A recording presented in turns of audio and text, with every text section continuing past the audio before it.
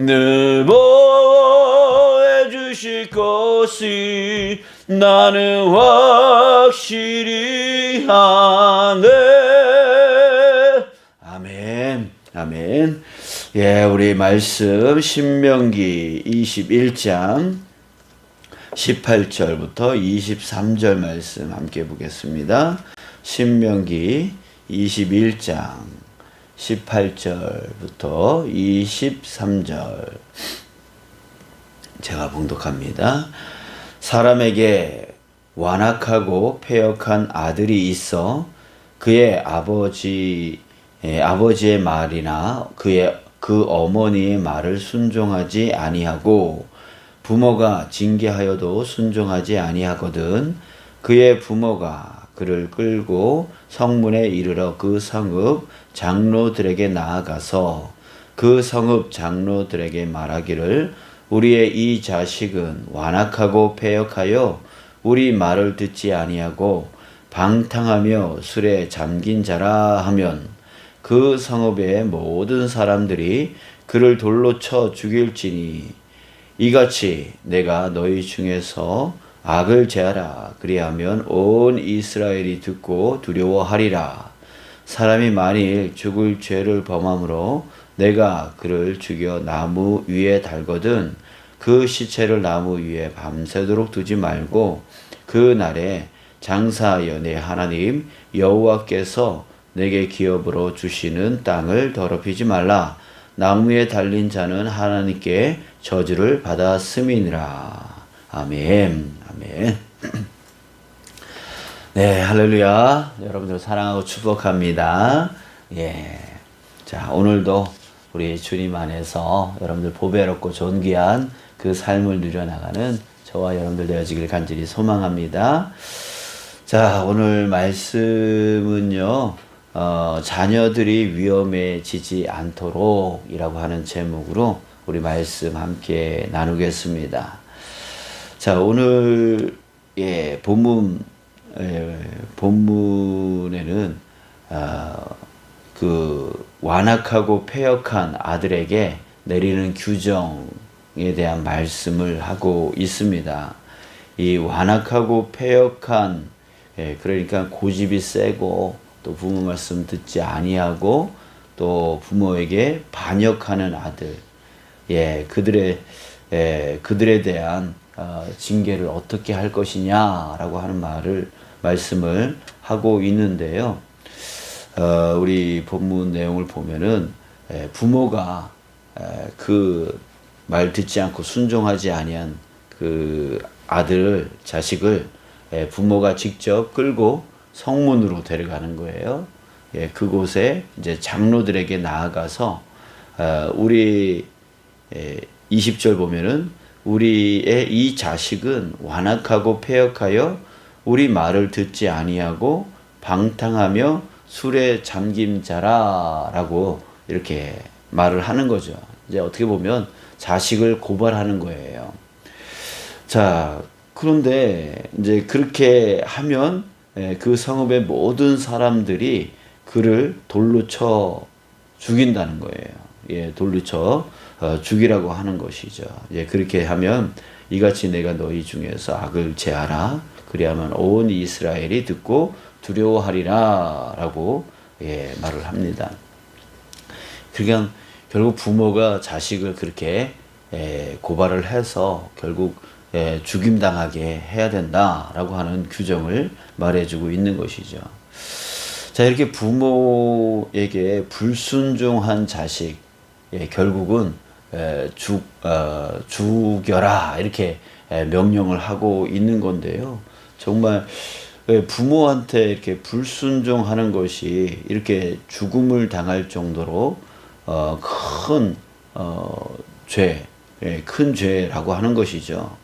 그런데 그 이유를 우리가 살펴보면 이 부모의 말을 듣지 아니하는 것은 반역하는 것은 곧 하나님께 반역하는 것과 같다라고 하기 때문에 바로 죽음에 이르는 죄다라고 말할 수 있는 거예요. 왜냐하면 우리 10계명의 10가지 계명 중에 5번째 계명이 뭐예요?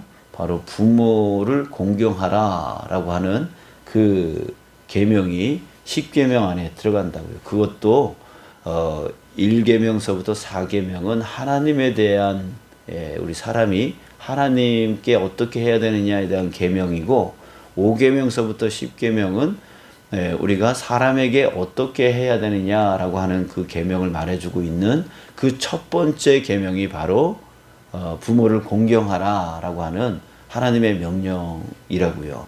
그랬을 때 바로 부모를 공경하는 것은 사람에게 행하는 그 계명, 사람을 위해서 반드시 해야 되는 하나님의 명령 중에 첫 번째 가장 중요한 계명을 하나님은 부모를 공경하라라고 하는 것에 두고 있다라는 거예요. 그래서 결국 자녀가 부모를 공경하지 아니하는 것, 이것은 부모를 공경하지 아니하는 그런 패역한 자식일 뿐만 아니라 그 명령, 부모를 공경하라라고 하는 그 명령은 하나님이 주신 첫 번째 계명이잖아요. 그렇기 때문에 그것을 지키지 않는다. 그것은 바로 하나님께 반역하는, 하나님의 명령을 어기는 그 죄가 되기 때문에 바로 부모를 공경하지 않는 죄를 죽음에 이르는 이 죽이라라고 하는 이 징계까지 말하는 그 엄청나게 큰 죄가 되어진다라고 말할 수 있습니다. 특별히 또 이 부모 공경이 너무나 중요한 이유를 우리가 또 찾아본다면, 다른 10계명을 한번 봐보세요. 10계명에 보면은 다 명령으로 끝납니다. 그런데요, 끝나는데 이 부모 공경에 대한 이 명령은 복이 약속되어 있어요. 복에 대한 약속이 첨가되어 있다고요. 보면은 네가 부모를 공경하면 생명이 길고 복을 누리리라. 이게 장수의 복, 또 이 땅에서의 그 많은 복들을 누려나갈 수 있을 것이다 라고 하는 말씀을 거기에 첨가되어 있어요. 이게 다른 계명들에게는 그냥 뭐뭐 해라 라고 끝나는데, 여기서는 그렇게 약속하고 있다는 거예요. 그렇게 본다면 더 정말 이 부모 공경하는 것이 얼마나 중요한가, 또 얼마나 엄한 것인지 알 수가 있습니다. 자, 그런데요, 그렇기 때문에 저와 여러분들, 뭐 부모가 이미 세상을 떠나신 분들도 많이 있지만, 만약에 지금 살아 계시다면 우리가 그 나머지 생을 정말 공경하는 것에 집중하고, 또 하나님의 계명으로 경외하는 마음으로 그 계명을 반드시 지켜 나가야 된다라고 그것을 우리가 기억하시고, 정말 지금부터라도 우리 부모 공경하는 것을 정말 철저하게 해 나갈 수 있는 저와 여러분들 되어지길 간절히 소망합니다. 그랬을 때 하나님께서 우리의 생명을 길게 해주시고, 또 이 땅에서의 복을 누릴 수 있도록 축복해 주실 것을 믿습니다. 자, 그런데 우리가 좀 더 생각해 보기를 바랍니다. 여러분, 한번 생각해 보세요. 자녀가 완악하고 패역합니다. 그런데요, 그 완악하고 패역할지라도 어떻게 부모가 직접 그를 붙들고 끌고 가서 장로들에게 고소하고 고발하고, 이 자식은 내 말을 듣지도 않고 순종하지도 않습니다 라고 그렇게 고발해서 결국 어떻게 된다는 거예요? 부모가 직접 끌고 가서 결국 자식을 죽게 한다는 얘기가 바로 오늘 본문 얘기인데, 여러분들 그렇게 할 부모가 어디 있겠어요? 자기 자식을 끌고 가가지고 고발해가지고 결국 돌에 맞아 죽이게 하는 그런 부모가 어디 있냐라고 하는 거예요. 그리고 또 이렇게 끌고 간들, 여기에 보면은 이 자식이 뭐 어린 아이일까? 또 이렇게 학생 정도 되어졌을까? 아니면은 청년일까? 아니면 장년일까?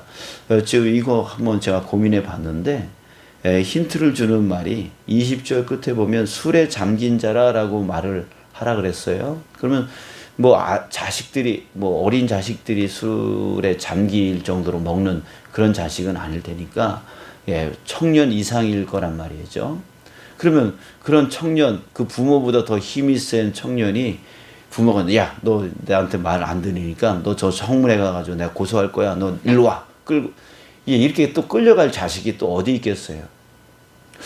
참 이게 참 그렇죠.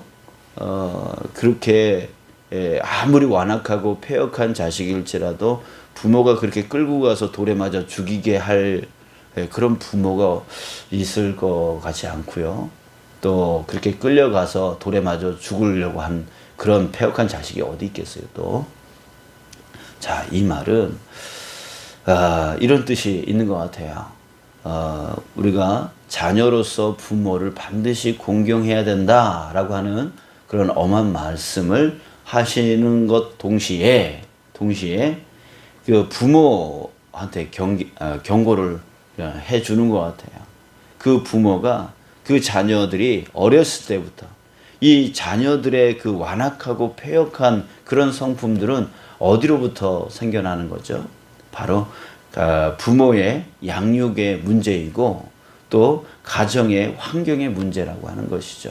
그랬을 때 부모가 책임을 갖고 네 자식이 만약 나중에 돌에 맞아 죽지 않게 하려면 완악하고 패역한 자식이 되어지지 않게 하려면 그 어렸을 때부터 그 자녀들을 잘 양육해야 된다. 가정 환경을 잘 만들어야 된다. 그래서 그 완악하고 패역한 자식이 되지지 않도록 해야 된다. 그러지 않으면 그 법에 따라서 그는 돌에 맞아, 네 자식은 돌에 맞아 죽을 수도 있다. 라고 하는 것을 그 부모들에게 경고하기 위해서 가정에 대해서 책임을 다하라고 하는 그 말씀을 해주기 위해서 이 말씀을 이 규례를 이 규정을 만들어 준 것이 아니냐라고 하는 것이죠. 그렇습니다.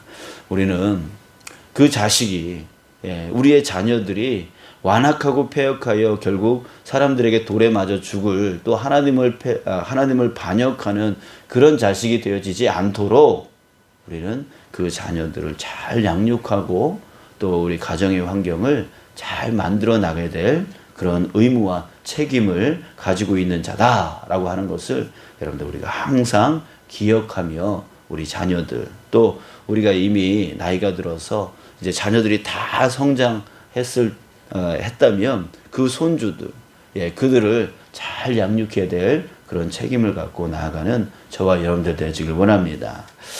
그래서 어떻게 하면은 우리 자녀들 또 손주들 그들을 잘 양육할 수 있는 우리가 될 수 있는지 여러 가지를 한번 생각을 해봤습니다. 먼저 인터넷 자료를 찾아봤는데요. 이것을 우리가 좀 살펴서 실천에 도움이 되어 주셨으면 좋겠어요.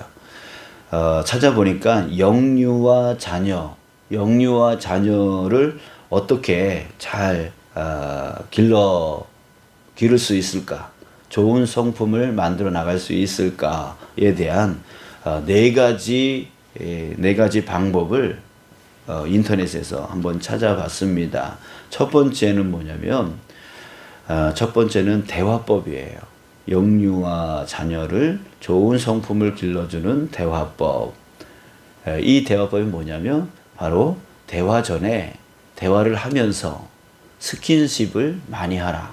많이 끌어안아주고 또 볼을 비벼주면서 다정하게 대화를 해줘라 라고 하는 거예요. 자, 이것은 그 자녀에게 안정감과 행복을 느끼게끔 해준다라고 하는 것이죠.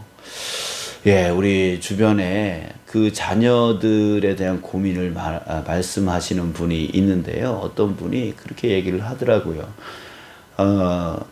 아이가 자꾸만 부모 곁을 떠나지를 못하는 거예요. 불안해하는 거예요.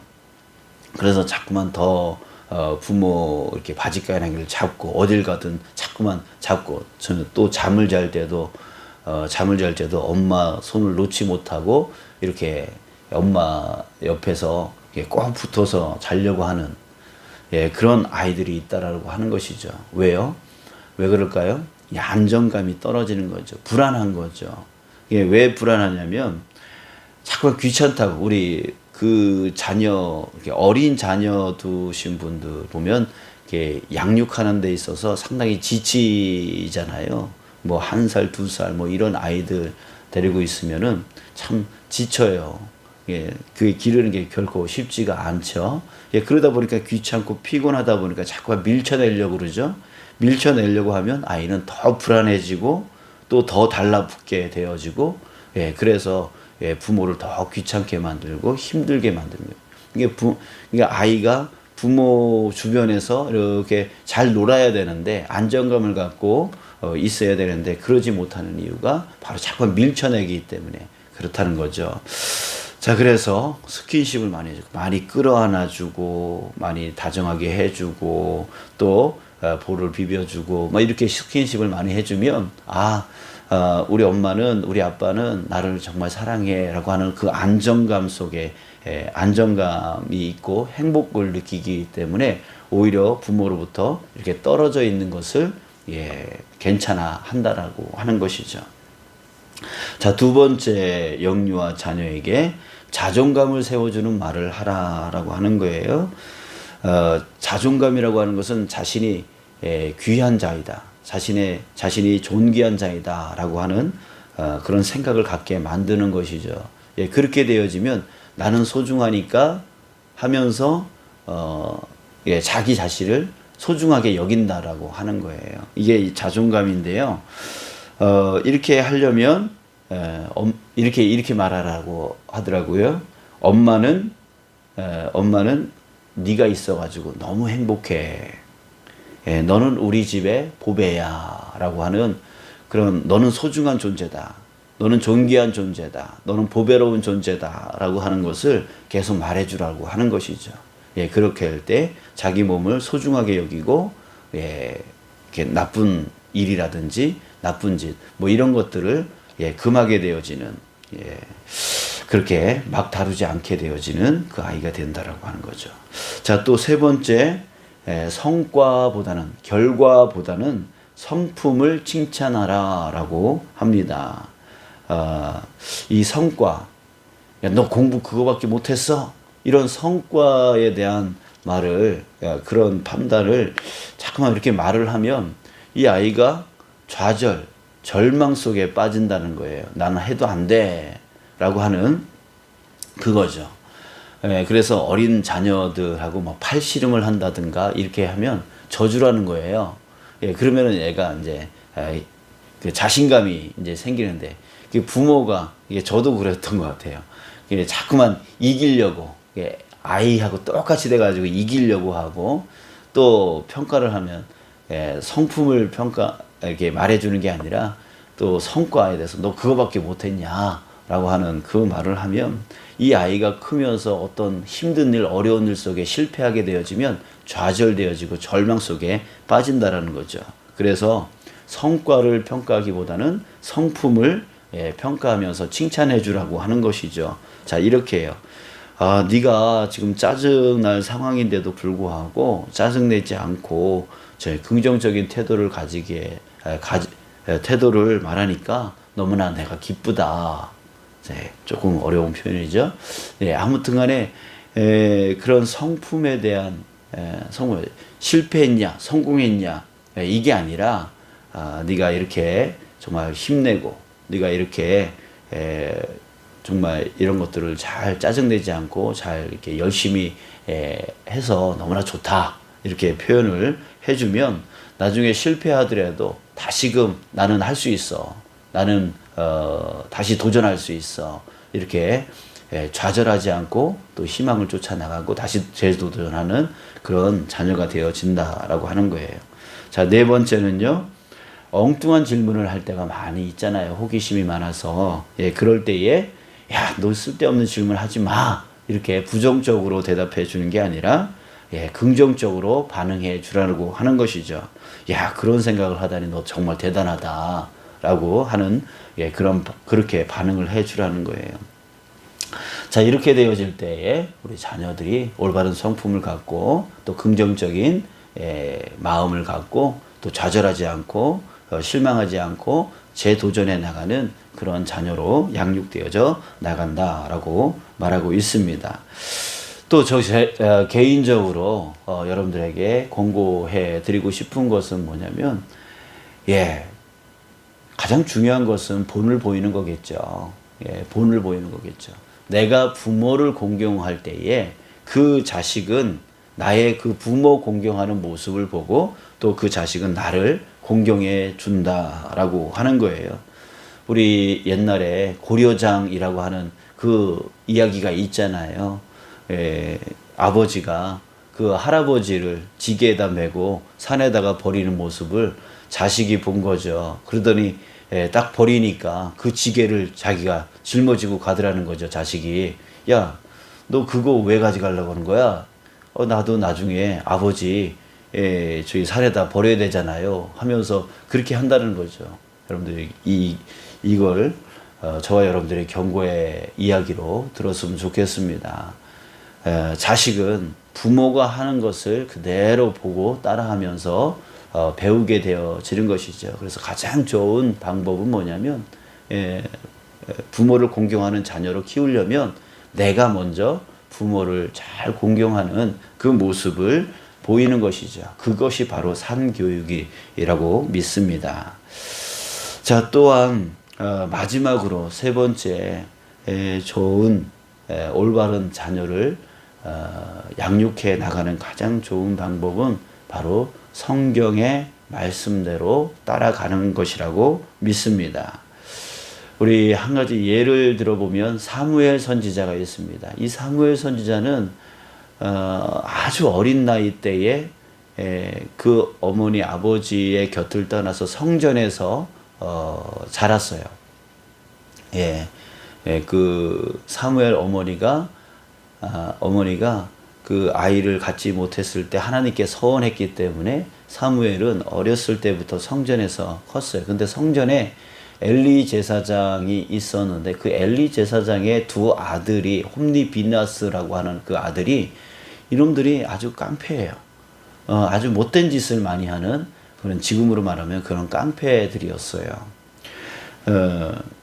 그런데 그런 환경 가운데 그러니까 형들이죠.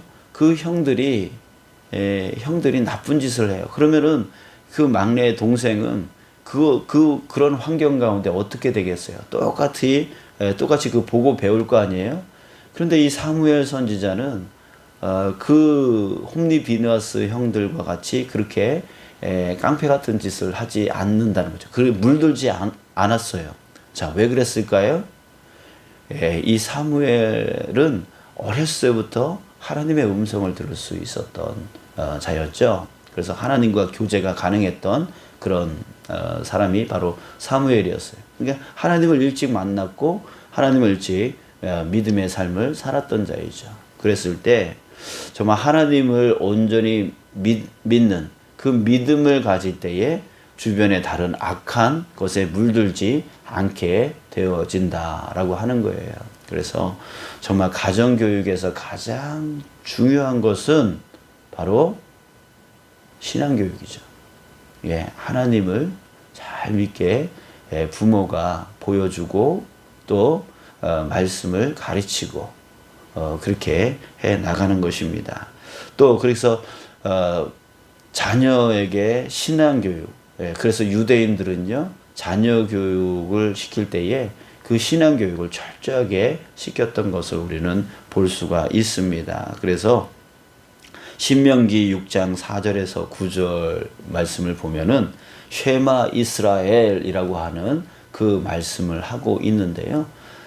들으라 이스라엘아, 이렇게 하면서 하나님의 말씀을 뭐 미간에 새기고 뭐 손목에 쓰고 뭐 등등 해가지고 그 말씀에서 떠나지 않도록 이렇게 교육을 하라라고 하는 말씀을 하고 있습니다. 그래서 유대인들은요 그 자녀들이 자녀들이 12세 이전에 모세오경을 다 암송을 하게 한다는 거예요. 그래서 12세 이후에 성인식을 할 때에 그 모세오경을 암송하지 않으면 성인식에 참여할 수 없도록 그렇게 만들어 놨다는 거죠. 예, 그 아이들이 뭘 알겠어요? 모세오경을 암송하라 해서 억지로 암송을 했을 수 있겠죠. 근데 이 아이가 정말 그 말씀의 뜻이 의미가 무엇인지 생각할 수 있는 그 나이, 성인이 되어졌을 때, 점점 자라갈 때에 그 암송한 말씀이 그 마음 안에서 깨달아지는 그 때가 되어지면 그 말씀을 쫓아가게끔 되어진다라고 하는 것이죠. 그래서 여러분들 우리도 자녀를 키울 때에 말씀을 많이 암송시키는 것. 이 아이가 그 뜻이 무엇인지 알지 못하지만 그럼에도 불구하고 말씀을 암송시키는 거예요. 이 아이들은 백지와 같아서 암송하라 그러면 잘 암송해요. 우리는 정말 암송하라 그러면 되돌아서면 잊어버리고 그러지만 아이들은 또 잘 암송을 하잖아요. 그래서 많이 암송시키는 거죠. 그 뜻이 무엇인지, 그 의미가 무엇인지 이 아이가 아느냐 모르느냐 이게 중요한 게 아닙니다. 이 아이가 나중에 커서 자기가 암송한 말씀을 이렇게 갖고 있으면 그 의미를 깨닫는 그런 지적인 능력이 되어질 때에 그래서 그 말씀이 그 말씀이구나라고 스스로 깨달아 나갈 때가 온다라고 하는 거죠. 그랬을 때 이 아이가 정말 올바른 삶을 스스로 살아가게 되어지는 거예요. 또 힘들 때 어려울 때 하나님께 모든 것을 의지하며 살아갈 수 있게 되어지는 거죠. 그래서 유대인들이 그 교육으로 인하여서 지금 세계를 움직여 나가는 그런 유대인이지 않습니까? 여러분들 우리 자녀들 정말 잘 양육해야 되는 그런 책임이 저와 여러분들에게 있는 줄 믿습니다. 여러분들 가정교육에서 가장 중요한 것은 네가 수학 점수가 몇 점이냐, 국어 점수가 몇 점이냐, 영어 점수가 몇 점이냐, 네 수능이 몇 점이냐, 그것이 너의 인생의 성공을 좌우하는 것이다. 이렇게 가르치는, 거기에만 가르치는 우리 부모가 아니라 정말 그 교육 안에 신앙교육, 그 신앙교육 안에 네가 말씀을 많이 알아야 된다라고 하면서 그 신앙교육, 그 자녀 교육 안에 반드시 말씀 교육이 가정 안에서 이루어지기를 원합니다. 그럴 때에 정말 하나님은 그 말씀을 통하여서 그 자녀들을 이끌어가 주실 줄 믿습니다. 여러분들 우리 자녀가 정말 완악하고 패역하여 정말 하나님을 반역하는 또 그래서 죽음을 당하는 그런 자녀 되어지지 않기 위하여